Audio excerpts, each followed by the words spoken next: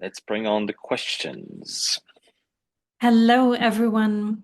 So today's first question is one about the rules of training because we talk a lot about the game of training and the rules. And if you had to choose just one rule to follow, which one would it be?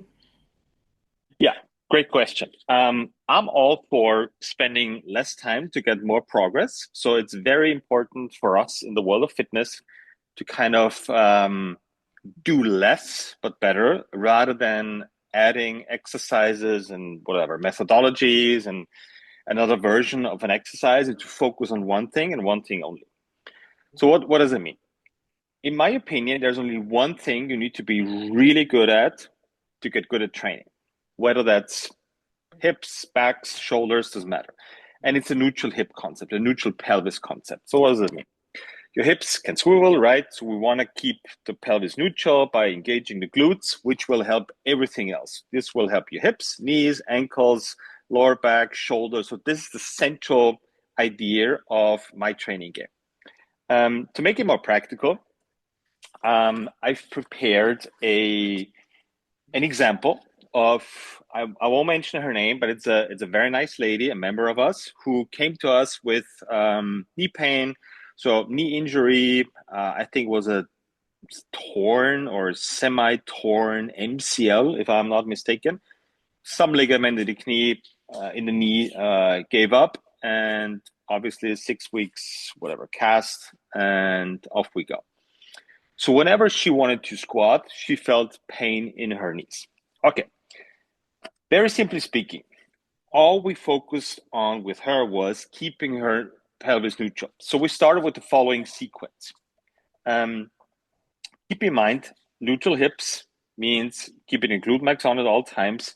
And there's a certain order when I'm starting to mention the exercise we're doing with her, a certain order for the muscles jobs we're executing. So the first thing we're starting with her is stabilizing.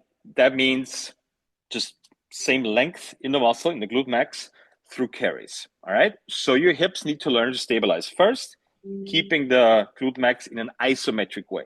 Stabilizing and isometric is exactly the same. So that means we're starting the session with her with some variation of a carry. It doesn't really matter. The only thing we're coaching her, cueing her on is literally every single step, one glute at a time. So I'm going to take right foot step forward. I'm going to squeeze my right glutes and vice versa when I go forward with the left. That's the only thing we're focusing on with the carry. You can start with a farmer carry, a Semper carry, a front track carry. It doesn't really matter, right? Okay, so that's the first thing we did with it. The second thing was, okay, that's not enough because there's still two jobs missing, which is producing, bringing the hips forward, and absorbing, bringing the hips back. So the second thing we're going to do is we're gonna teach her how to move her legs, but still keep the glute on and stabilize. For us, we have a couple of machines in here. We love the hamstring curl machine. So typically, when you're just laying on that hamstring curl machine and your chest touches the pads, you can still wiggle with your Mm. pelvis. So what we're doing with her is hamstring curl machine. We're making her go in this position. So that means on her elbows, so the chest is off the pads. What that does is that puts a lot of good tension already on the glutes. So she has no chance of swiveling at the hips. That means she has to keep her glutes on, otherwise it's not working. Super simple to measure because if you're using like the lowest weights on that machine, is really hard for most people to do it, and they want to pull with something else like overextending the back or tilting the pelvis, but they can't because we're blocking them by going on their elbows. So that's teaching her how to move her legs up and down while still keeping the glute max engaged. Perfect. The third thing we're going to do with her is reverse sled drags. So harder to control the pelvis because the pelvis is free, basically can move everywhere, but we can put a lot of weight on that sled, so we get a lot of blood flow in the glute max in there. The legs move more, and it's just exhausting and feels like training. Only thing we're going to focus on is keeping the pressure on the heel. This is crucial for keeping the hamstrings and the glute max engaged. Just going as fast as you can with as much weight as you can for about 40 meters. right? So that is the third thing we're doing with her. The fourth thing, and this is like a giant setup. That means you're gonna hop from the hamstring curls. From the carry straight into the hamstring curls. From Mhm. the hamstring curls straight-ish into the reverse leg drag. From the reverse leg drag straight-ish into the sandbag box squat. Right. So the sandbag box squat is the third muscle job, focusing on absorbing tension, going down, and obviously bringing the hips back. That's the hardest thing for you to do, keeping a neutral pelvis. Some of you might have noticed this when you go down in a squat, the hips start tilting. This is exactly what this is all about. This is the most technical challenge you can face Mhm. while moving. So that's where we keep it at the end. We'll start with start with stabilizing tension, then we're going to producing tension, and at the very end, we're going to practice absorbing tension. Again, this is not a closed system, it's a sequence, because I think from our experience, this is how the body learns, right? So you doing stuff, blood flow, stabilizing, you're doing something, blood flow, producing, you're doing something, blood flow, absorbing in a row, right? Mhm. So your body learns how to stabilize your hips in every single shape or form there is. We have a couple of videos, we'll edit it in. And you see something very interesting. On the first set, say for example, the reverse leg drag, her hips starts tilting and shifting in every single imaginable way, right? So up and down, left, right, rotational, so all over the place. Last set, third set, it's not perfect, but it's way better than the first one. You see less tilting, less shifting, and less rotation. That's exactly how we know that we won the session with her. We won the sets with her. That's kind of what we talk about in the book about the last rep rule. As long as it's getting better, we're on the right track. Funny enough, she doesn't feel her knee anymore doing box squats at the end, which is a That good. that would have Go been ahead. my question now because I have two questions actually. The first one being, so you did like the whole session for her were just so those four exercises, like 3 rounds. Mhm. That's it. Okay, and the second question was she feeling any pain in the sandbag box squats? Also Nope. not in the first round. Nope. Oh. Okay, so this from my experience, this is how the body wants to learn. It's not okay.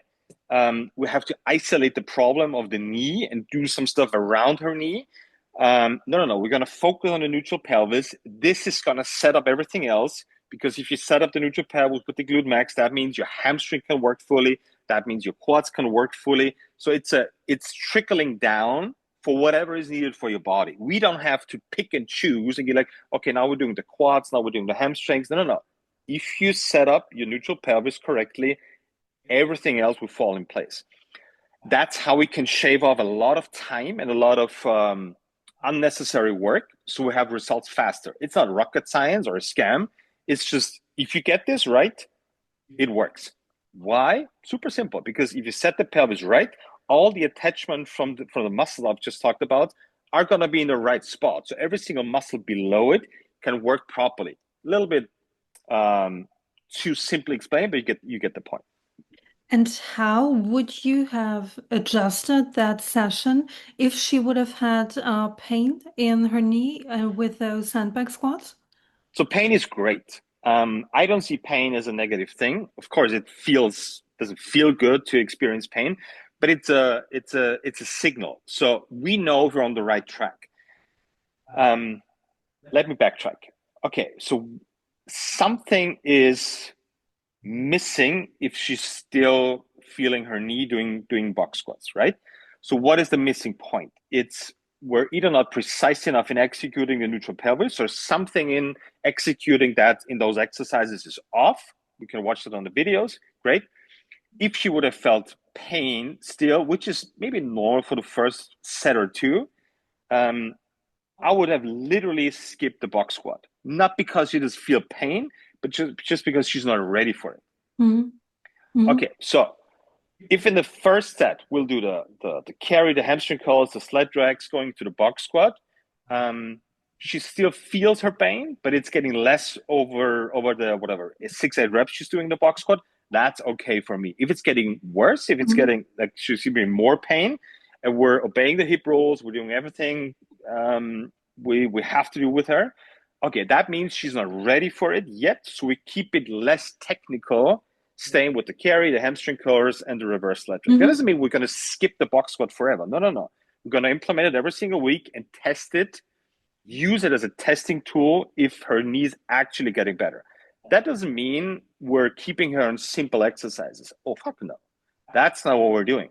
We want to progress her to the most technically difficult exercises ever. So we have to bring them in and test them there and see if she's ready for it or not. So it's a constant evaluation and a ping pong game to see, okay, how far is she, right? Mhm. So never skip stuff. That just means, okay, we have to do more preparation work for her. And maybe she's not there today, which is totally fine. We have time, and maybe the next session will work. Okay, but it's just to paraphrase it, it's okay to skip it like in one round or two rounds, but you mean like not overall skip one exercise if there is some trouble. Yes, our job as a coach is to give you a chance to back squat 300 kilos. Like that is the thing, Mhm. right? That doesn't mean you'll have to go there or this is your goal. That's not the point. But in my head, this is where I optimally can bring you in like 150 years. I know this sounds weird, but my goal is not for you to walk pain free. Like that's not my end goal for you. So I cannot stick with unweighted single leg Mhm. deadlift or lunges or whatever it is. No, no, no. This is not enough stimulus because if you hop on whatever your skiing slopes or on the bike or play soccer again, guess what? That stimulus is going to be way higher and you're going to experience knee pain again than what you practiced in your training. Mhm. So my end goal for you has to be 300 kilo back squat. That doesn't mean we're actually going to do it, but in my head, I have to aim way higher to prep you for whatever you have to do in your quote unquote real life or sports. And how does that influence the structure of the next 6 weeks for her? Are you going to stick with those exercises, or is there going to come a point where you, for instance, take the box squats and replace them with quote unquote normal sandbag squats? Yes. So we've developed a not only we call it the wet scale. It's basically a hierarchy for equipment and exercises, but also measuring points. I just grabbed this from the table right here. So we have level one benchmarks, and that will define. Okay, first of all, what is your goal? In my head, it's a 300 kilo back squat because I have to aim higher, higher, higher. If your goal is okay, I want to sandbag squat 50 kilos for 10 reps, like that's totally fine. But I have to keep pushing to prepare your body for something else. So that means we're bringing level one benchmarks in. If you tick those boxes, we can move up that ladder. And that means going from a sandbag box squat to a normal sandbag squat, maybe to a safety squat bar squat, maybe eventually at some point, if that is your goal, going to the barbell back squat. But that's a different approach than just because just start on the barbell back squat and do empty reps. No, no, no. Stimulus is missing and it's technically too difficult to start with. Yes, I will still aim for developing you towards that if that's necessary for you.